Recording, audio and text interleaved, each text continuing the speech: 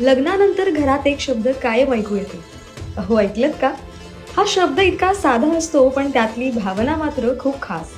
कधी विचार केलात का, बायको नवऱ्याला नावाने न बोलवता अहो का म्हणते? आपल्या जुन्या परंपरांमध्ये नवरा बायकोमध्ये वयानं मोठा फरक असायचा. नवऱ्याचं नाव घेऊन हाक मारणं शिष्टाचाराला धरून नव्हतं. तेव्हा या अंतराला जोडणारा एक छोटासा पण प्रेमळ शब्द तयार झाला, अहो.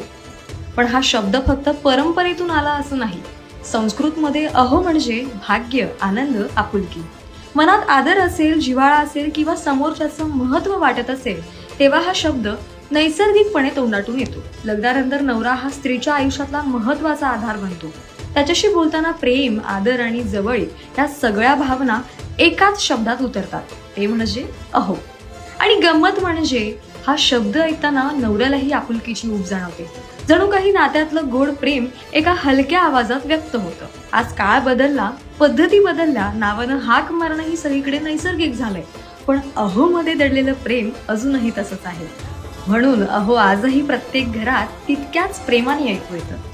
मुलींनो, तुम्हालाही तुमचे अहो मिळतील. पटापट फ्री नोंदणी करा मराठी वधूवर सूचक.com वर.